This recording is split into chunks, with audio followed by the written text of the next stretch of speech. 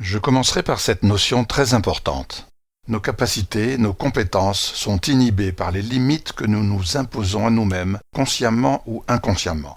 Que si nous pensons que nous sommes incapables de produire une action, notre cerveau envoie à notre système nerveux des messages spécifiques qui limitent ou suppriment notre capacité à atteindre ce résultat.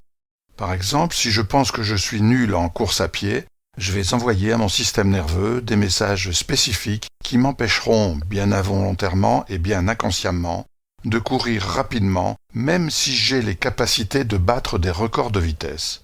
Et il faut savoir que tout cela se produit pour que je sois en accord avec mes croyances.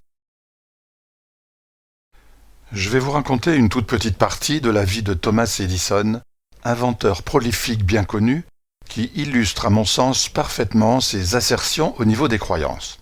Thomas Edison est né aux États-Unis en 1847. Il est le 7e et dernier fils de Samuel Edison, qui fut tour à tour brocanteur, épicier, agent immobilier, charpentier, et de Nancy Elliott, ancienne institutrice. Alors qu'il avait 9 ans, il rentre un jour de l'école avec une lettre pour sa mère. Il lui dit « Mon instituteur a demandé que je te donne cette lettre, à toi, uniquement à toi. » Alors sa mère ouvre la lettre, la lit silencieusement, et avec les yeux pleins de larmes, la lit ensuite à son fils. « Votre fils est un génie. Cette école est trop petite pour lui, nous n'avons pas d'assez bons enseignants pour l'instruire. Veuillez le faire vous-même. » Le petit Thomas possède déjà un vrai petit laboratoire de chimie dans le sous-sol de la maison de ses parents. De nombreuses années plus tard, quand la mère d'Edison est décédée, il était alors connu comme l'un des plus grands inventeurs de son siècle.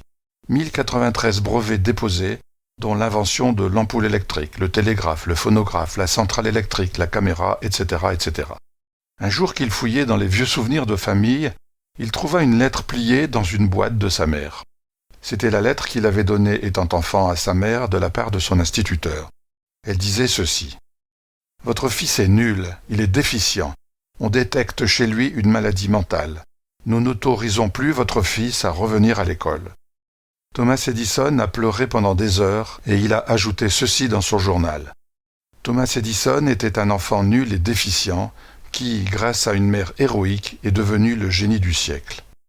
Cette expérience vécue démontre bien que les croyances sont aussi puissantes dans le positif que dans le négatif.